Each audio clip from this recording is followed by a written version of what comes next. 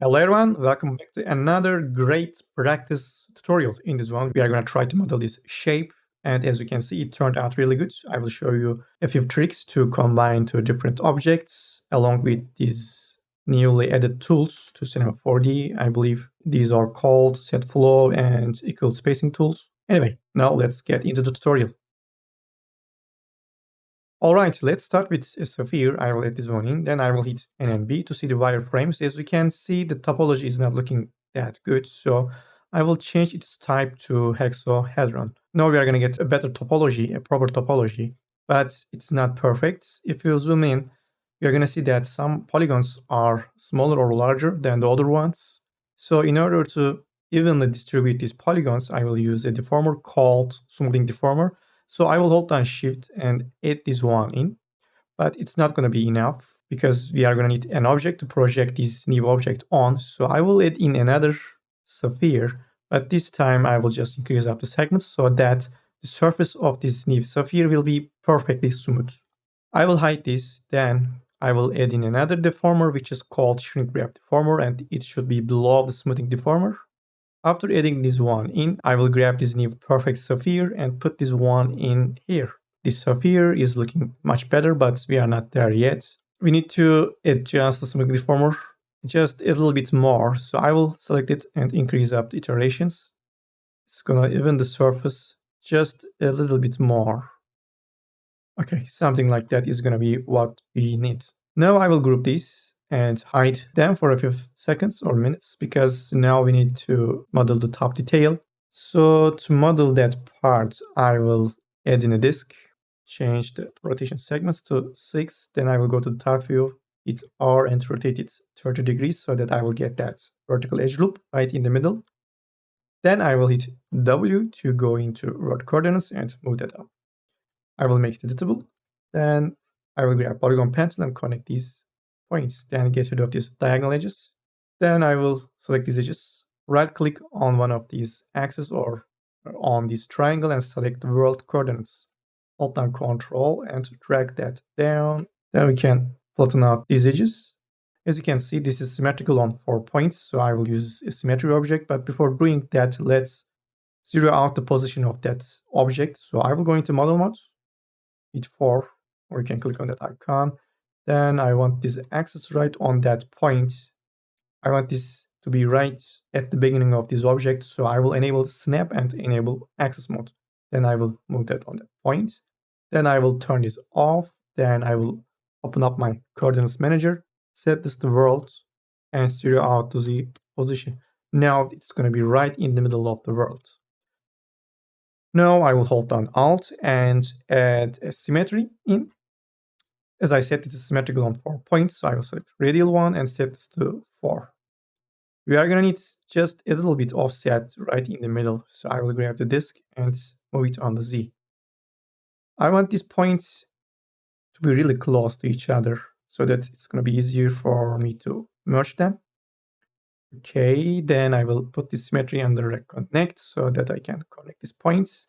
I just need to increase up my tolerance or threshold to something like 0.5. Okay, now I can make this editable. Let's see if everything is okay. I will put this one under a sub D, and no, something is not right. I have these edges. I don't know where these came from, but let's quickly get rid of these with the polygon pen tool. I will just merge these. I will hit Q, and yeah, now everything is looking perfect. Now I will hold down Control and connect these edges. Then add these ones in. Okay, now I will come over to the select menu and select the outline selection and grab these boundary edges. It says 32. Now it's time to unhide the first object we added. By the way, let me scale that down, the object, not the edges. Okay, this is something what we need, more or less.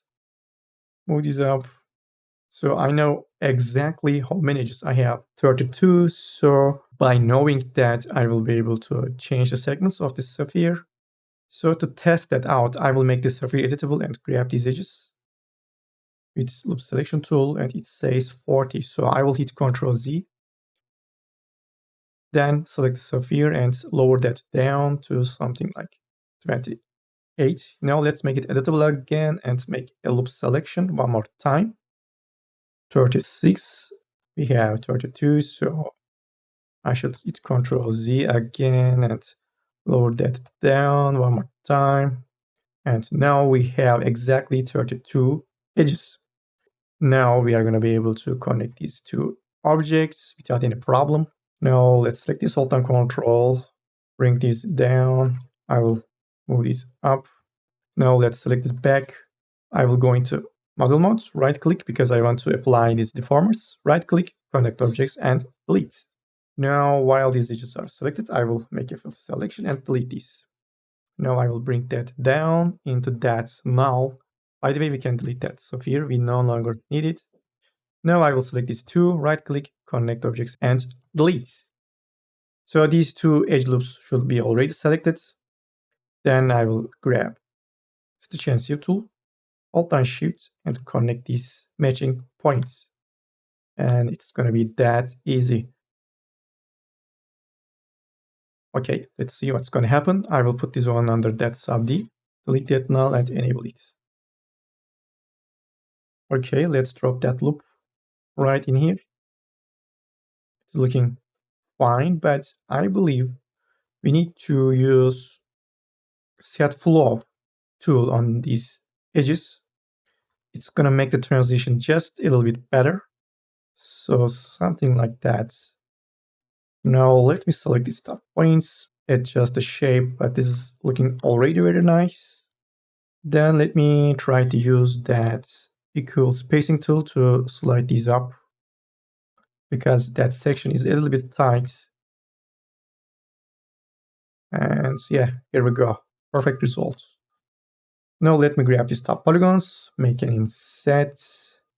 Then I will make another one. This time I will move this down and I will make one last time to use these edges as supporting edges, these ones. Then I will drop that in and that should be it. Looking nice. We can increase up the subdivision level to 3.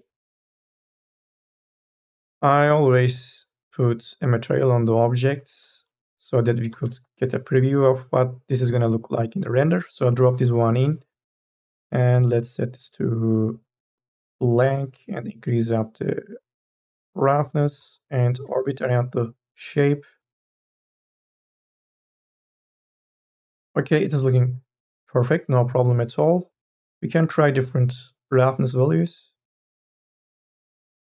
or different color.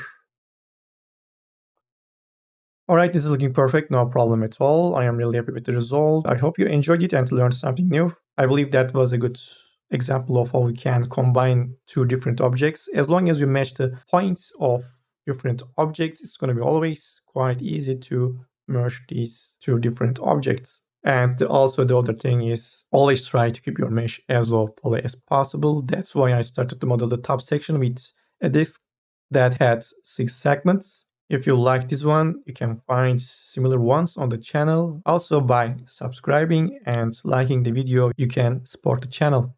Anyway, I will see you in the next ones. Bye.